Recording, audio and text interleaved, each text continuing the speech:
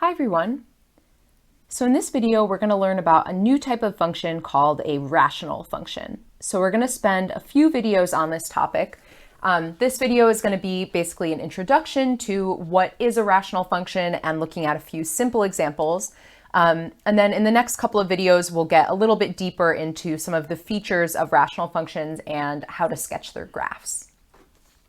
So I want to talk first about what this word rational really means in the context of math. And so first I want to ask you a question about just about numbers. So what is a rational number?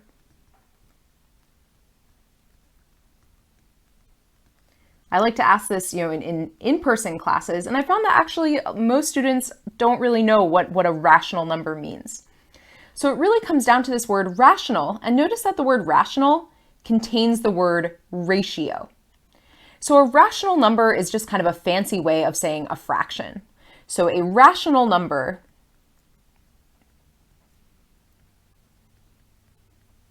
can be written as a ratio of two whole numbers. So examples of rational numbers would be things like 1/2, right? That's a rational number. You could have -502 divided by 1,367. That's also a rational number. You could have 0.2. You might think that is a decimal, not a fraction, but you could rewrite this as 2/10 or 1/5, sorry. So it is a rational number, even though it's not written as a fraction. So similarly, when we talk about rational functions are ratios. They're ratios of, we'll see, two polynomial functions. So again, what is a rational function? So a rational function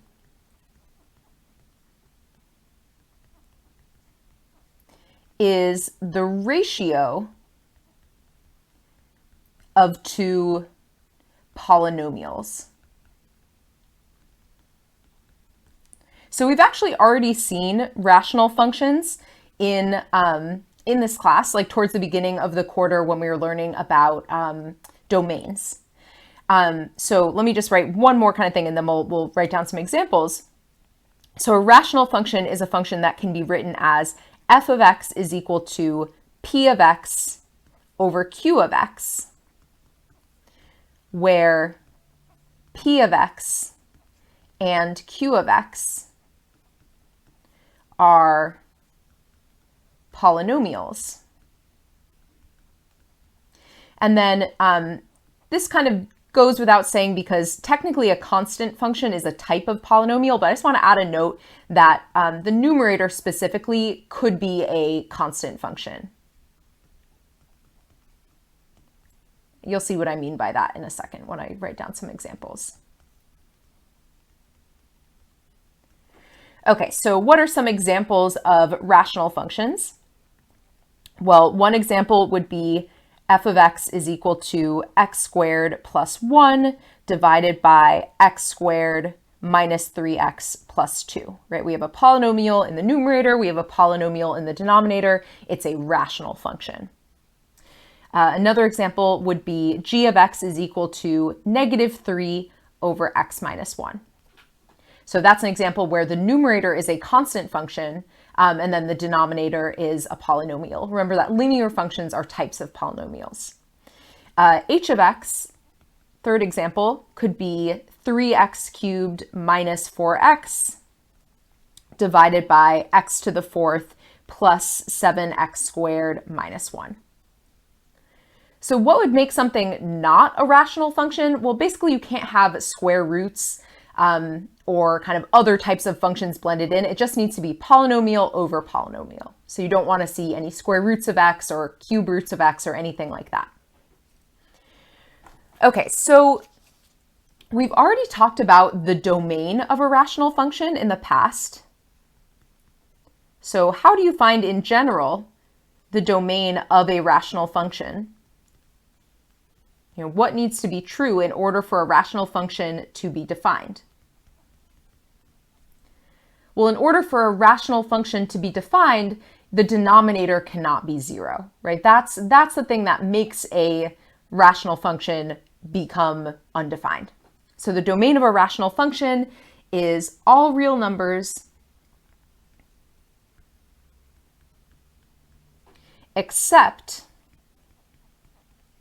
so I'm going to actually write this in a slightly different way. So the way that we said it earlier in the quarter is we said except the numbers that make the denominator 0. But now we actually have a special word for that based on polynomials. So what's another way of saying the numbers that make a polynomial 0?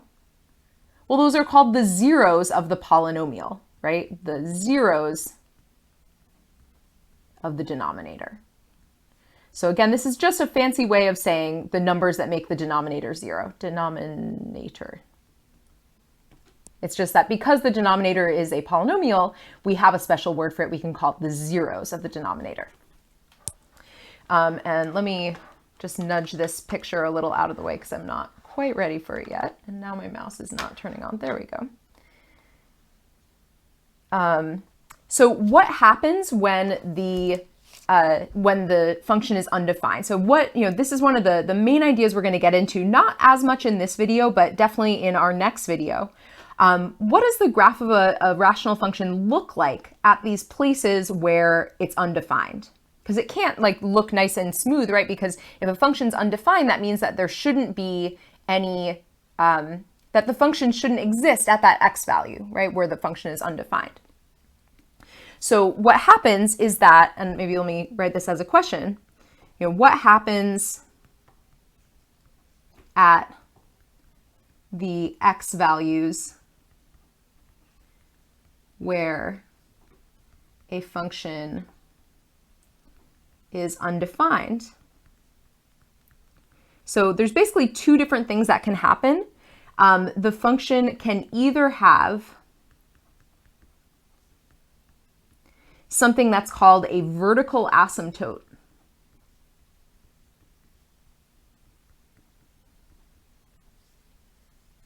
Or it can have holes. It can have a little hole in the graph. And so holes in the graph are something we've seen in the past.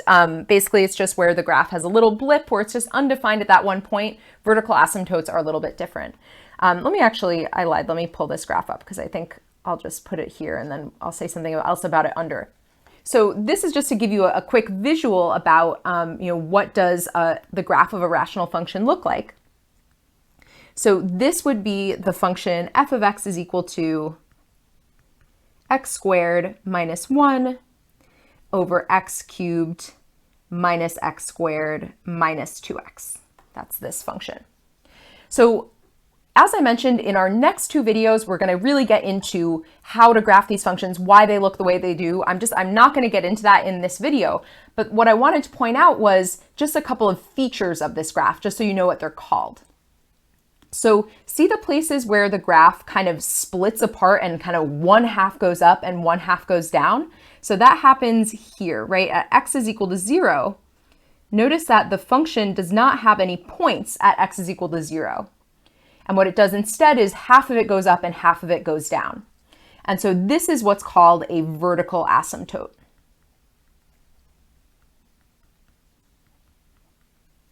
And I'm going to say vertical asymptotes because there's another one here, right? We have another vertical asymptote at x is equal to 2.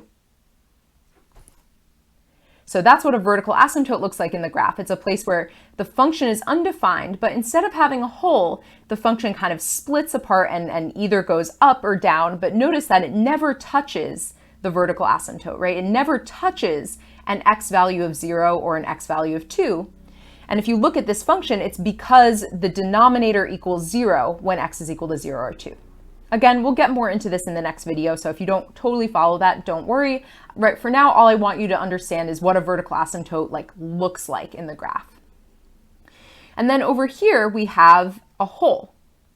right? So this is another thing that can happen when your function is undefined. You can have this just sort of like a little blip in the graph where everything else nearby is okay, but there's just kind of like one little point where it's undefined. Okay, so there's one other feature that I just want to introduce you to with rational functions, and that's what's called a horizontal asymptote. So sometimes we'll see this doesn't happen for all rational functions, but sometimes rational functions, they basically level out or they flatten out to a particular height.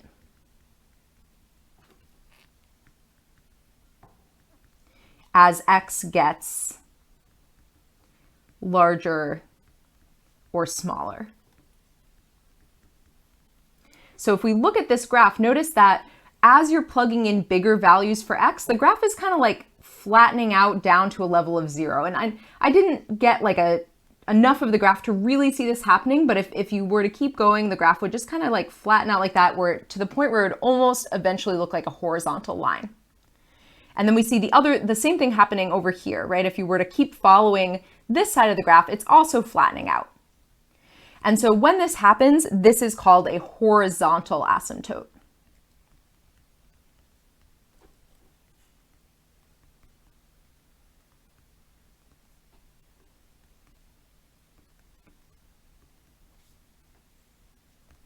So in this graph, we would have a horizontal asymptote at a height of y is equal to 0. So this here would be called a horizontal asymptote. So horizontal asymptotes are basically when your graph kind of flattens out, whereas vertical asymptotes have to do with where the function is undefined. And then holes also have to do with where the function is undefined. So again, and I'll write this down just so that you have it in your notes, we will be talking about horizontal, or let me put it kind of in the right order. So vertical asymptotes, holes, and horizontal asymptotes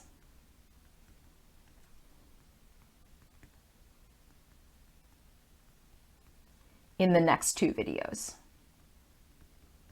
So don't worry too much about them for now. Again, I just want you to kind of know what they look like in the graph. Okay, so we're gonna, in this video, really just focus on a very simple, kind of like the simplest rational function that is out there. We're gonna focus on what the graph of that function looks like. And we'll see that even though it's a very simple function, it will kind of give us some insight into how rational functions really work. So the function that we're gonna focus on is f of x is equal to 1 over x. So this is basically the simplest rational function. So it is still a rational function, right? Because it might not look like the ones that we wrote down at the beginning of the video, but we said that the numerator could be a constant. And then x, that might not seem like a polynomial, but it really is, because remember, a polynomial, the only rules about polynomials is that it has to just be different powers of x being added up, and this is, right? It's just x to the first on its own. So it's just a very simple case of a rational function.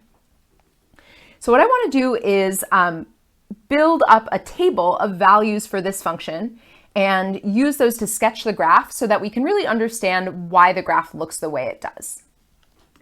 So we have a table here. We'll see that actually we're going to fill out another table with some supplementary values, but let's start with the values here. So let's just plug in these different x values and see what we get as our outputs. So if we plug in -3, we get -1/3, right? Because you would have 1 over -3. Another way of writing that is -1/3. If you plug in -2, you have -1/2. If you plug in -1, you would have 1 over -1, and that's -1. So what happens at 0? When you have 1 over 0, well, that's undefined, right? You can't divide by 0. And so what that tells us is that there's going to be no point on the graph when x is equal to 0. The graph it cannot exist when x is equal to 0 because it's supposed to be undefined when x is 0. All right, 1 over 1, that gives us 1. 1 over 2 is 1/2, and 1 over 3 is 1/3. So let's start by plotting these points. So we have -3 is supposed to be -1/3. So I'm just going to kind of eyeball it and put it somewhere like this. -2 is supposed to be -1/2. So it's something like this. -1 is supposed to be -1. So that's like this. And then we had 1 and 1. So that's here. Then we have 2 gives us 1/2. And then 3 gives us 1/3.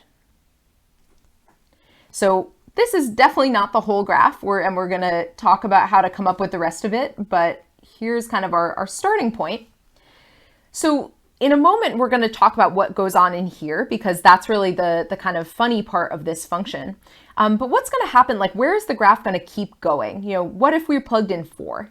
So if we plugged in 4, we would get 1/4, right, which is like an even smaller fraction. If we plugged in 5, we would get 1/5, which is an even smaller fraction. And so what's going to keep happening is the graph is going to kind of flatten out like this. Right? I want to, if you don't quite get why that is, pause the video and really think about it, because that's really essential for you understanding how rational functions work, is understanding why this graph is flattening out. So it's flattening out again because as you plug in 3, 4, 5, 6, 7, 10, 100, you're going to get really, really tiny results. Right? Just to give one quick example, what happens if you plug in 10?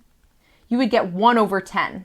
And that's a very small fraction. So that means that, way out here, wherever you're plugging in 10, the function is almost going to be at a height of 0. It's going to be so small and so close to 0. So the bigger the number we plug in, the closer and closer the graph gets to being just at a height of 0. And maybe I'll even make a note of that, because I think that's worth kind of noting here, since it wasn't on our table. So as x gets larger,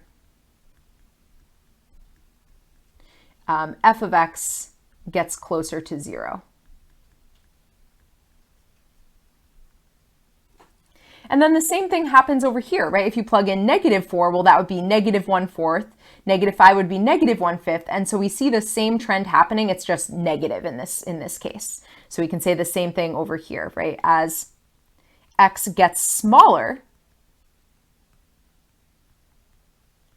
f of x gets closer to 0.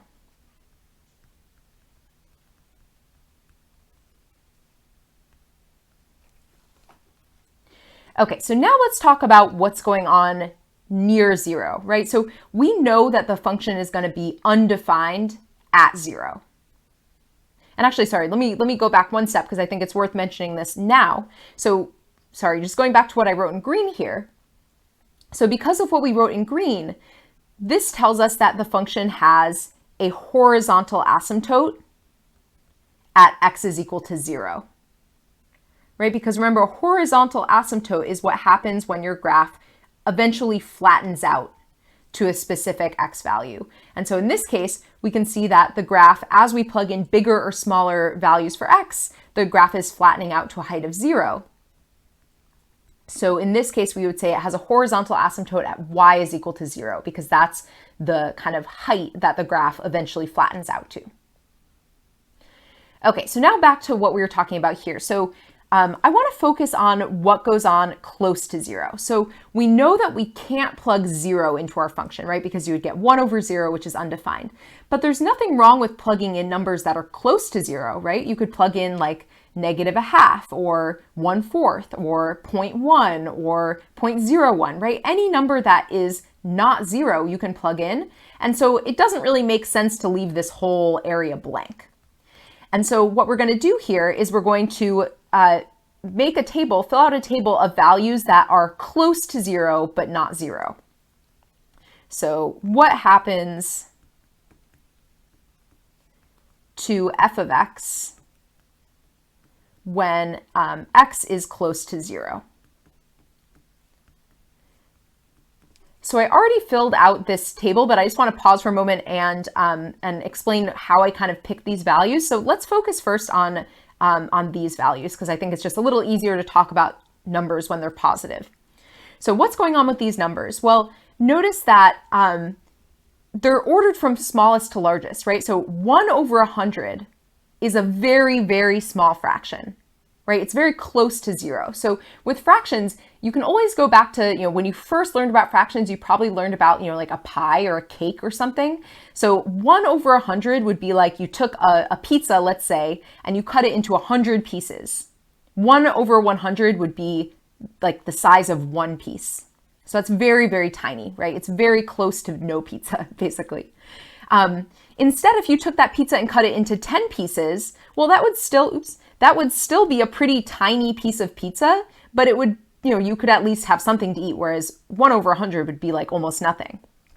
If you took that pizza and cut it into 3 pieces, that would be 1/3. That's a little bigger, right? That's actually probably more pizza than you want. 1/2, that's going to be half of the pizza. So that's what's going on with these values. They're put, even though they kind of look like they're in the wrong order, they are in the right order, right? Usually on a table, you go from smallest to largest, and this number here is smaller than this number, is smaller than this number, is smaller than this number. And then the same thing is going on with the negatives. It's just that negative numbers they're a little backwards of what you'd expect. So just to give an example, -10 is smaller than -1. Right? Because it's further to the left on the number line. So -100 is very close to 0, whereas -1/2 is less close to 0. So we're basically just ordering these numbers from smallest to largest. So let's start with the positives, because we'll see the same thing happens with the negatives, but I think it'll be easier to talk about the positive numbers. So we already know that when x actually equals 0, the function's undefined. So what happens when x is 1 over 100? So let me write out what we would actually be doing here. So f of 1 over 100 would mean 1 over 1 over 100. And what is 1 over 1 over 100? Well, that's the same thing as 100, right? Like one way to think about it is you're basically saying how many hundredths can fit into one. How many pizza slices that are 1/100th of a pizza can fit into one pizza? Well, 100 of them, right? Maybe an easier example to imagine would be like 1 over 1/3, right? That would be saying how many times does 1/3 fit into 1? Well, it would fit in 3 times. Okay, so we now know that when we plug in 1 over 100, the output is 100. So similarly, when we plug in 1 over 10, the answer will be 10, right? Because we'll have 1 divided by 1/10, the answer will be 10. 1 divided by 1/3, we just did that one, the answer will be 3. And 1 divided by 1/2, the answer will be 2.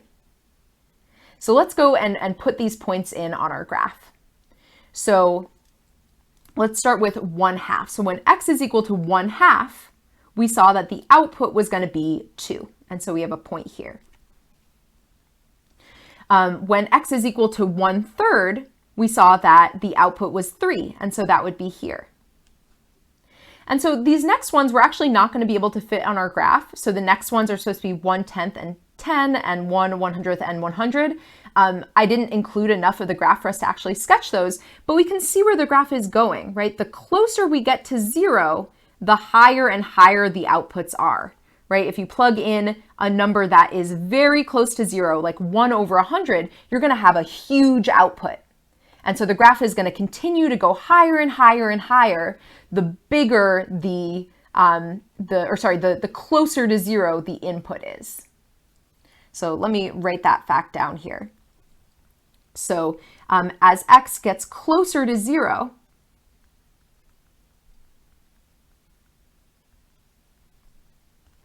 f of x gets larger and larger. So a very similar thing is going to happen with the negative numbers, right? So if you plug in -1/2, you do 1 over -1/2, that will be -2. -1/3, 1 over -1/3 would be -3. 1 over -1/10 would be -10. 1 over -100th would be -100. And so we can plot a couple of those points, not all of them. So we can see that at -1/2, so that would be here, we're supposed to have an output of -2. At -1/3, so that would be somewhere here, we're supposed to have an output of -3, and then the trend will continue, right? The closer the x value is to 0, the more and more negative the result is going to be. So we can kind of say the same thing that we said at the top. We can say, as x gets closer to 0,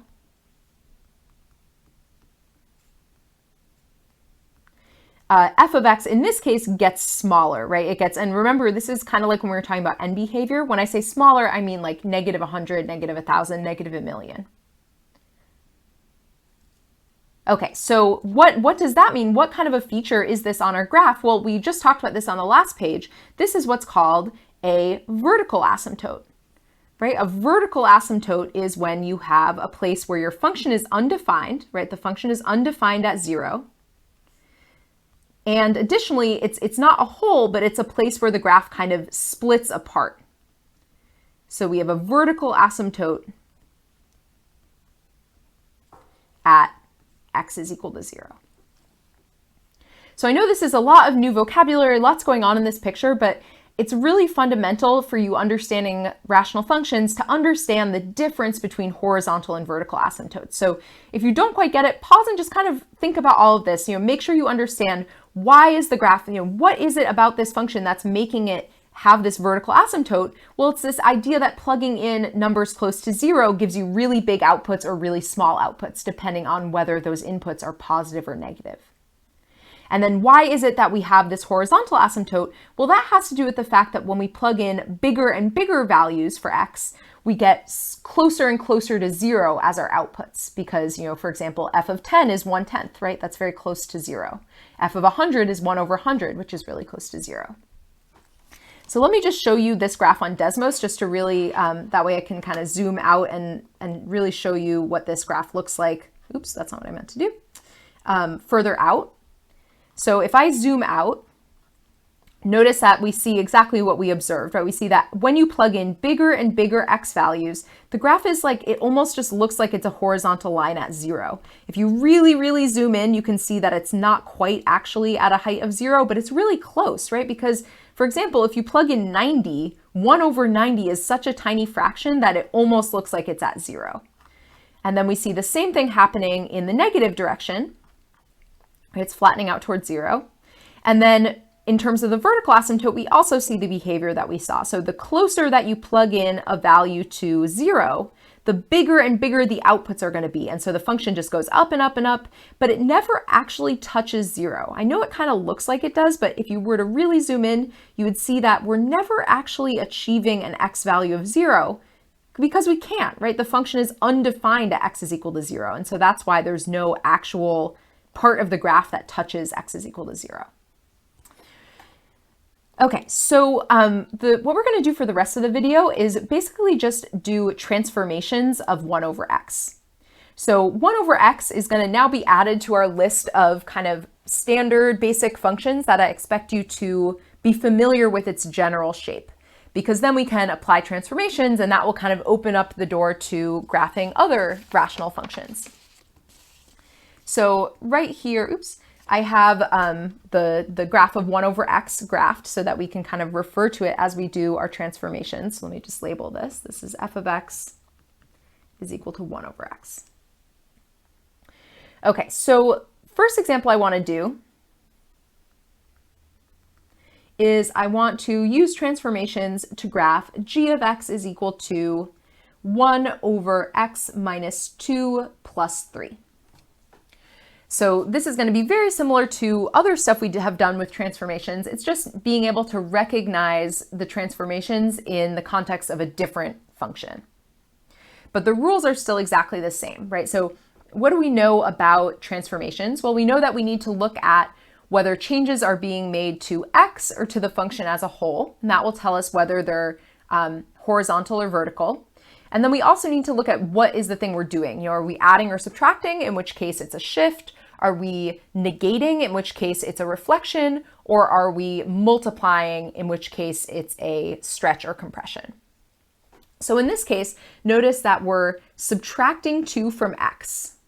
So that means it's going to be a shift, and specifically a horizontal shift. So this is going to be a shift to the right by 2. And then what about this plus 3? Well, now we're adding to the function as a whole, right? And so this is going to be a vertical shift, and specifically it's going to be a shift up by 3. Okay, so when we go and graph this, just like how, I think if you think back to parabolas or square root graphs, there's usually like a few key points that you use to do your transformation, right? You don't try to do like every single point on the graph. And so for the graph of 1 over x, really the things that you want to be tracking in terms of where they end up, I would say you want to know about this point, right? So the original function has the point 1, 1. It has the point -1, -1. But just knowing those 2 points isn't enough. You also do need to be aware of the vertical asymptote. So right now this is the vertical asymptote, right? So this is vertical, I'll just abbreviate it as VA. I'll probably be doing that from like here on out. So it has a vertical asymptote at x is equal to 0. And then it also has a horizontal asymptote at y is equal to 0. And so what we'll see is that if you know those 2 points and you know this kind of, think of the vertical and horizontal asymptote as like scaffolding. It's like, it's kind of like a structure that tells you where the shape of the graph is going to go. It's not actually points on your graph. It's more just sort of this like outline that helps you draw the graph. And so what we'll see is when we apply the transformations, not only are these 2 points going to move, but the vertical and horizontal asymptotes sometimes will move depending on what the transformation is. Okay, so let's do this one. So in this case, if we're shifting to the right 2 and up 3, that means that, so let's start with these 2 basic points, right? This point and this point. Let's see where each of those ones go. So if we shift to the right 2 and up 3, that means that the first point is going to go right 2 up 3. It's going to end up here. And then this bottom point, right 2 up 3, is going to end up here. And then we haven't done any stretches, anything else. So this is, notice that like the kind of relationship between these 2 points and these 2 points is the same, right? They're not further apart. They're not at a different angle to each other. They look kind of the same. And that's because the shape of the graph is not going to change. Okay, so what are the horizontal and vertical asymptotes going to be? Well, we know that in our original function, they happen at x is equal to 0 and y is equal to 0. So basically each of those are also going to shift to the right 2 and up 3. So the vertical asymptote, instead of occurring at x is equal to 0, if we shift that to the right by 2, it's going to happen at x is equal to 2. And that kind of makes sense, right? Because if you think about looking at this function, what is the x value that makes this function undefined? Well, 2, right? If you have 1 over x minus 2 plus 3, the plus 3 doesn't like contribute anything in terms of whether it's undefined, but we can tell that this is undefined at 2. And so that's why the vertical asymptote is at 2. And then the horizontal asymptote, what color did I use? Orange. Well, the horizontal asymptote, if everything's been shifted up by 3, so should be the horizontal asymptote. And so we have a horizontal asymptote at y is equal to 3. And really, it's just kind of preserving the same shape again. So if we go back to our original function, see we have like these 2 points, and then we have this like plus sign kind of between them. And that's exactly what we just replicated here. And so now to draw the function, we can basically just trace along the vertical and horizontal asymptotes the way that we know the graph is supposed to go. So something like this, something like this. So I'm not going to really care about you plugging in, numbers like 1/2 and, all the numbers that are kind of approaching the asymptotes. Really, as long as you get those 2 key points plotted and you know where the asymptotes are, you can just kind of trace the shape of the graph, and that's good enough for me. Okay, so let's do another few examples. So this next one I want to do is I want to graph h of x is equal to 2 over x plus 1.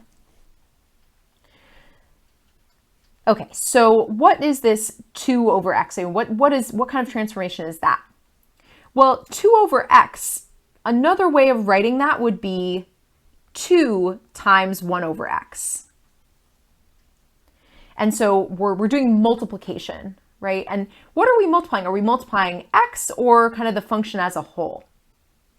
Well, we're multiplying the function as a whole, right? If we were multiplying x, that would be like 1 over 2x. That would be a horizontal stretch or compression. But because we're multiplying outside, right, we're multiplying the whole function, it's a vertical stretch by 2. So this is going to be a vertical stretch by 2. And then what does this plus 1 do? Well, that is going to be a shift, right? This is specifically going to be a vertical shift. So we saw this, something similar in the last one. This is going to be a shift up by 1 unit.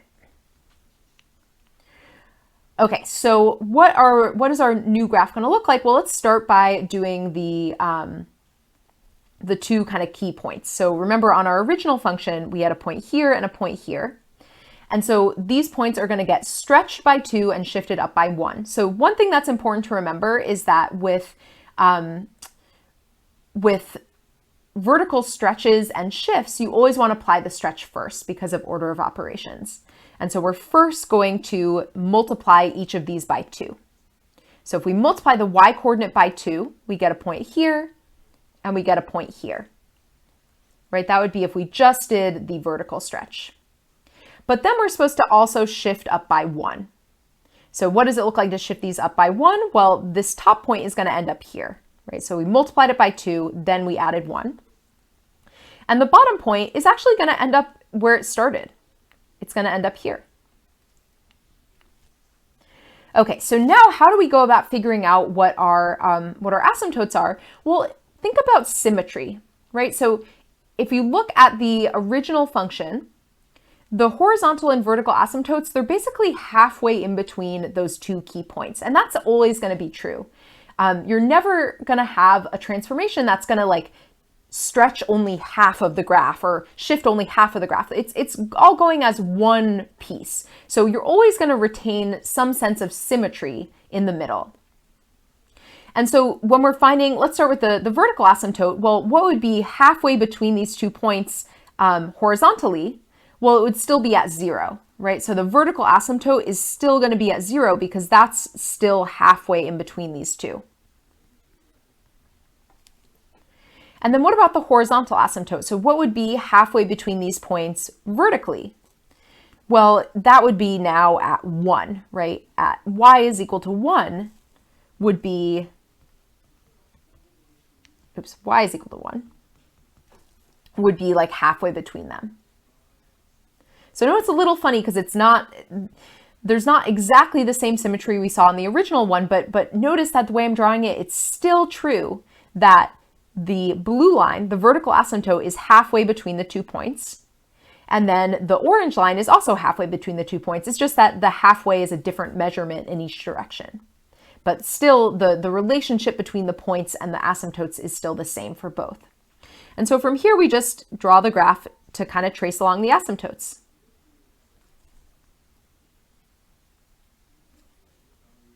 And that's it. Okay, so a couple more examples, and we'll see these next two are kind of related. So next example I want to do is I want to sketch the graph of, what are we on now? I guess k of x is equal to 1 over negative x. So we know that negating is a way of reflecting the graph, and we want to look at whether we're negating x or the function as a whole. And so in this case, we're negating x, right? And so that tells us that if we're negating x, it's going to be a horizontal reflection, and that means a reflection over the y-axis. So this is a reflection over the y-axis.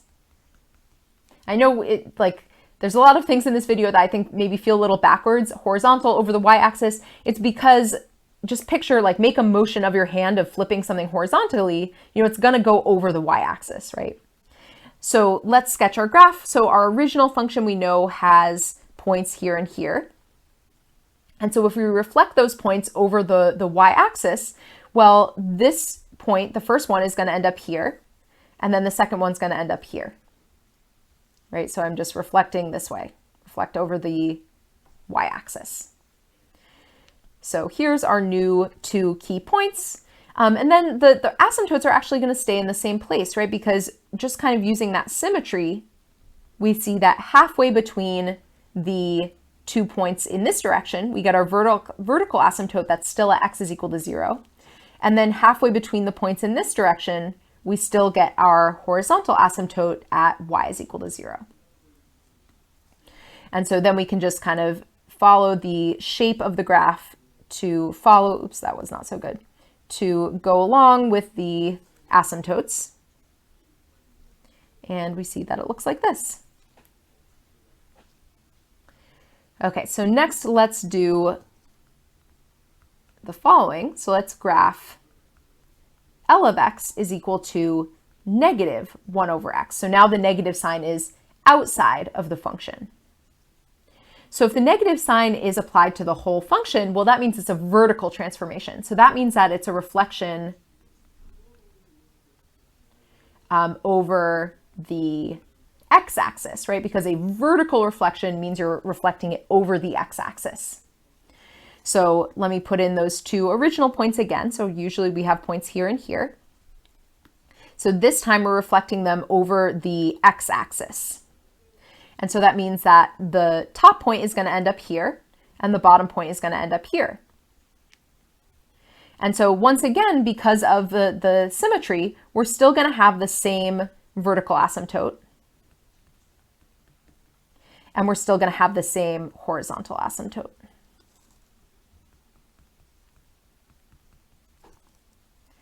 And so we can, again, just kind of fill in the graph.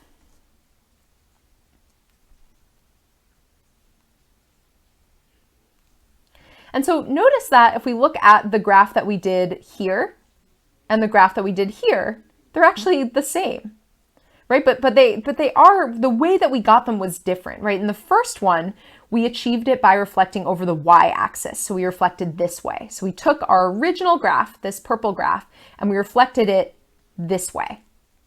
And we ended up with this green graph. This one, we started again with that original purple graph, but this time we reflected it this way. And we just so happened to end up with the exact same graph that we did here. And so you might be able to kind of recognize that that was going to happen because, you know, what's another way of writing 1 over negative x? Well, that's the same thing as negative 1 over x, right? Algebraically, 1 over negative x and negative 1 over x are exactly the same. They're the same function. But what this tells us about our function 1 over x is that it's an odd function, right? An odd function is a function where if you take it and reflect it over the y-axis and take it and reflect it over the x-axis, you get the same result either way. So let me just kind of summarize that here. So because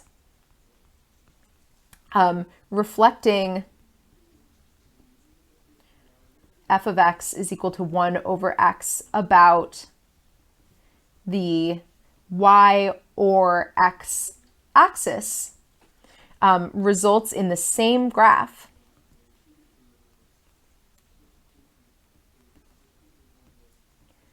That tells us that f of x is equal to 1 over x is an odd function. And you can kind of see it doesn't look quite the same as some of the odd functions that we've been used to, but let me go back up to the graph of 1 over x. It does have this kind of like diagonal symmetry, right? Odd functions always, it's like they're doing the same kind of shape, but diagonally across from each other. And so we can see that that same kind of shape is happening in this graph as well. All right, so that is it for this video. In the next couple of videos, like I said, we're going to be getting a little deeper into finding horizontal asymptotes, vertical asymptotes, and holes, specifically focusing on more complicated rational functions. So ones that are not just transformations of 1 over x, but ones that look more like this. So I'll see you all in our next video.